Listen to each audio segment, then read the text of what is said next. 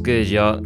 Today I wanted to talk about summertime rendering, which is one of my favorite and what I also believe is one of the most criminally underrated anime of the past 5 years.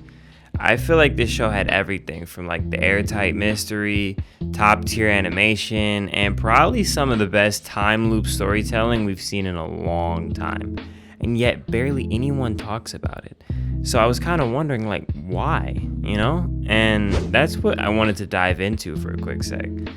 Like, if we break it down, at a glance, summertime rendering looks like a typical summer drama anime. It took a long time for me to even watch it because I confused it with a lot of other things. But the bright skies, ocean waves, childhood friends, we've seen this before. And then boom, you get murder, supernatural horror, time loop mechanic, the chef's kiss executed perfectly.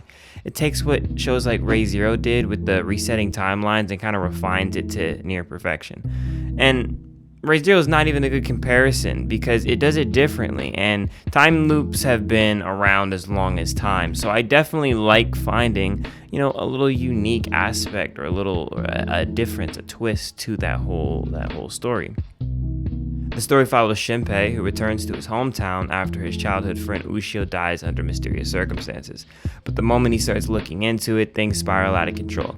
There are doppelgangers, deaths, unfolding mystery. It's kind of one of those. It keeps you guessing. Unlike most time loop stories where the loop is just a plot device, summertime rendering kind of puts the time loop front and center, making it the driving force of the entire narrative. I like how it keeps it fresh by changing just enough every loop to keep the tension high.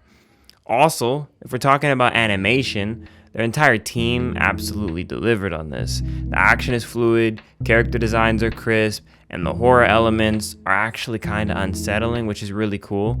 I definitely wouldn't consider it like a darker series or a true horror, but it's just above average for a seasonal anime. It's high quality and the storytelling is really thought out. So this really begs the question, why did it go under the radar?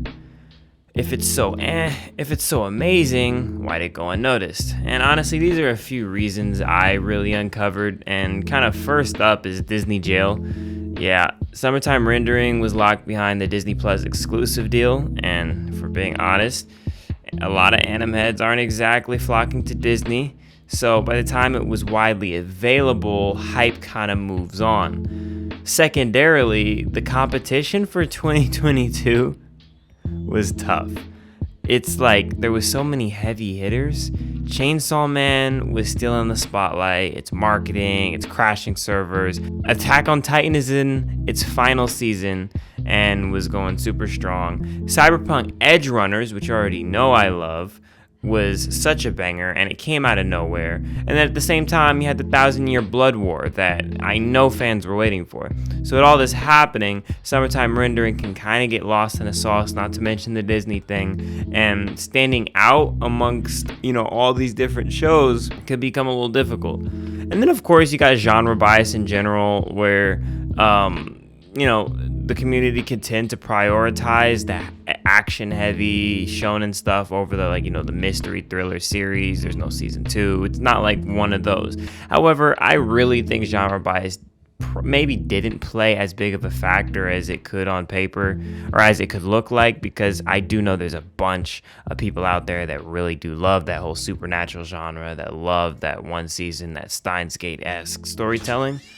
Now, if you haven't seen summertime rendering, honestly, I definitely recommend it, especially if you're into the Steins Gate or Erase type of narratives. If you want something with even better pacing, I dare say, then definitely give summertime rendering a chance.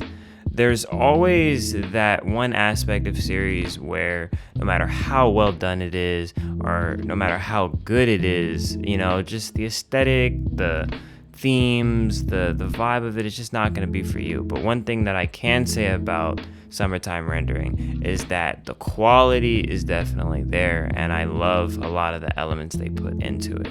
If you've seen it, I'd definitely like to hear your thoughts in the comments. Maybe there was some plot holes I missed, or maybe there's some things that can help put my opinion in context. Of course, it's been a minute since I've seen it. These are kind of a lot of just notes from... The point is, Catch you later. Subscribe, like, and all that. See you to the next.